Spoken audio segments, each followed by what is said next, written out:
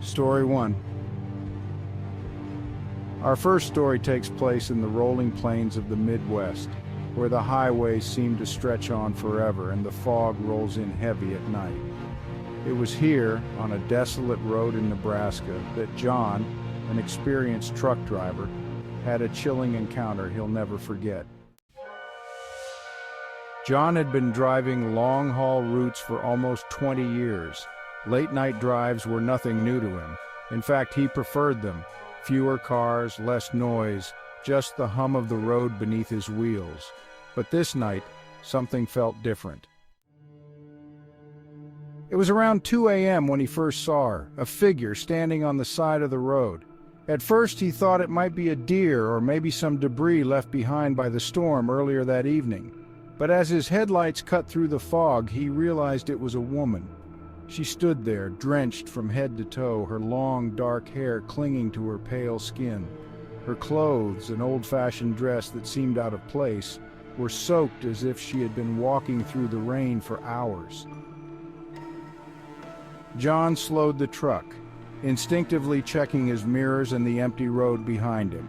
He wasn't one to stop for hitchhikers, especially not at this time of night, but there was something about her. She wasn't waving. She wasn't calling for help.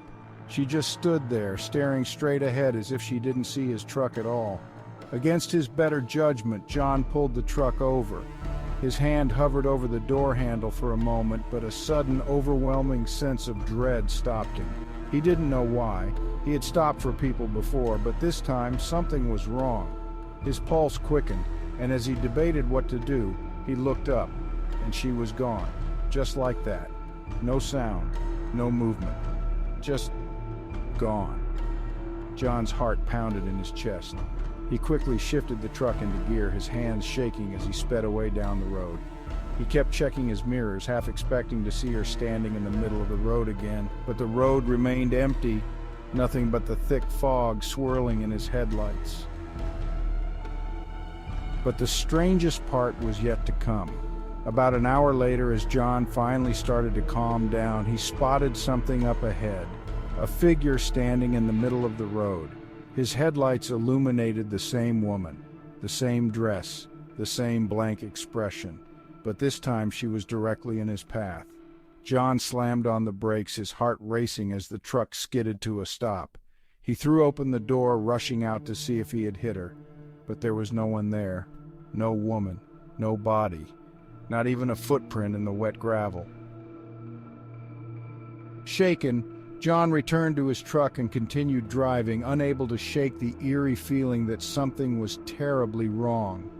When he finally reached his destination, he shared his experience with a few fellow truckers, half expecting them to laugh it off, but instead their faces grew pale, paused for dramatic tension. They told him they had heard stories about a woman who had been killed in a hit-and-run on that very road years ago. Ever since then, she was said to appear to drivers late at night, especially during heavy fog. They called her the vanishing hitchhiker. Music fades to a low hum. Some said she was seeking revenge, while others believed she was simply lost, forever trapped between the world of the living and the dead. But one thing was certain. John was not the first to see her, and he wouldn't be the last. Story 2. Our second story takes place on the outskirts of a small town in West Virginia where local legends and ghost stories abound.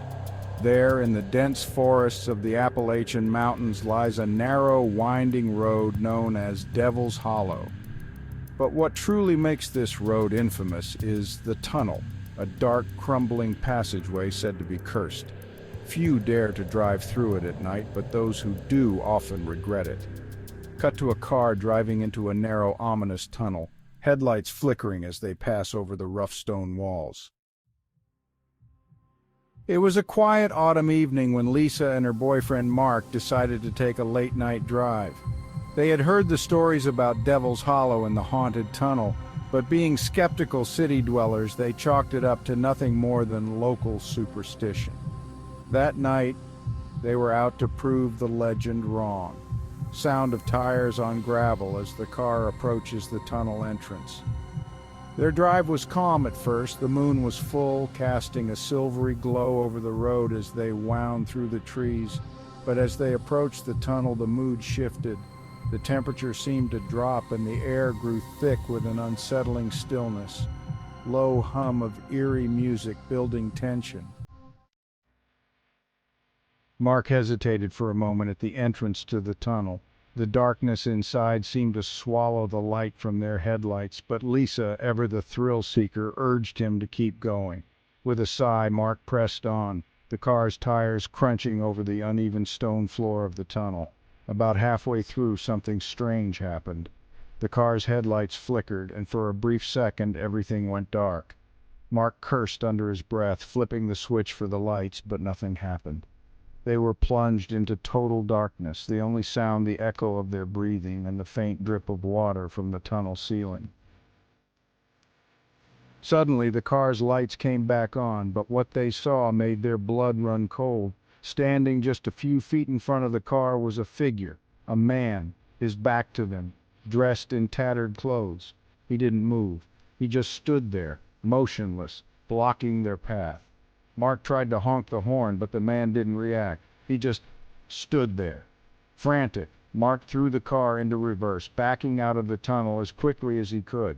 But the moment they exited the tunnel, the man was gone.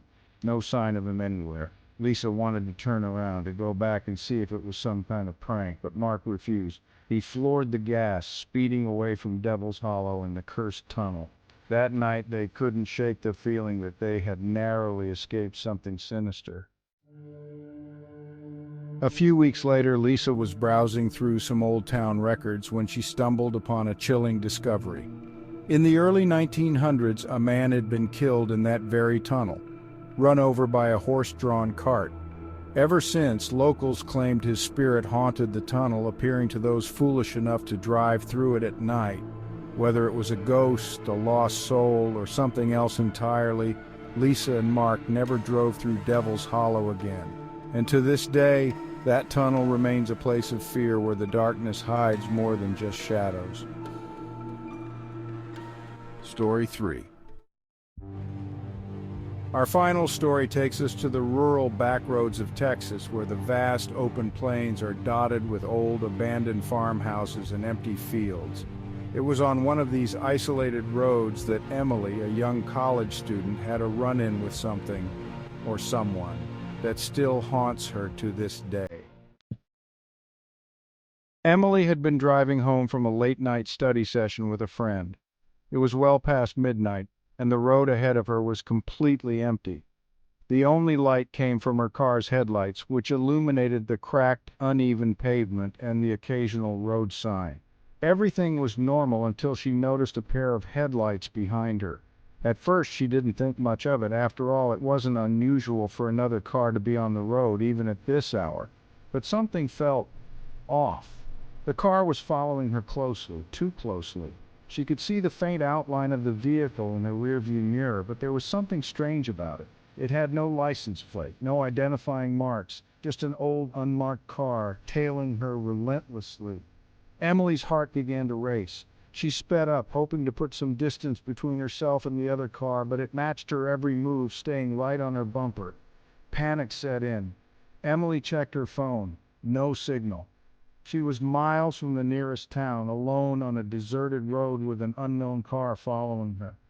She tried to keep calm, reminding herself that it was probably just a coincidence, maybe someone lost or just in a hurry. But then, the car behind her did something that made her blood run cold. Its headlights flickered once, then went out completely, leaving Emily alone in the pitch black. She slowed down, glancing in her mirrors, but the car had vanished. 1 second it was there, and the next, gone. Terrified, Emily kept driving, her eyes scanning the road ahead and the empty fields surrounding her. She couldn't shake the feeling that someone, or something, was watching her. And then, just as she thought she was in the clear, the car reappeared. This time, it was right beside her. The unmarked car sped up, pulling alongside her on the narrow road. Emily glanced over, her hands gripping the wheel so tightly her knuckles turned white. But when she looked, there was no one in the driver's seat. No one. The car was empty, its windows dark, its headlights blazing as it kept pace with her. In a panic, Emily slammed on the gas, speeding ahead until the unmarked car finally disappeared from view. She didn't stop until she reached the lights of the next town, her heart racing, hands trembling. When she finally pulled over to catch her breath, she checked her rearview mirror one last time. The unmarked car was nowhere to be seen. Emily never figured out who or what was driving that car. But she never took that road again, and to this day she's haunted by the memory of that terrifying night drive. Driving at night can be eerie on its own, but as these stories show, sometimes the road hides more than just shadows.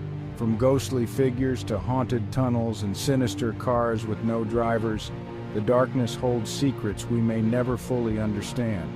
Thank you for joining us tonight. If you've enjoyed these chilling tales, be sure to like, subscribe, and hit that notification bell so you don't miss our next deep dive into the unknown. Stay safe out there, and remember, some night drives are best left unfinished.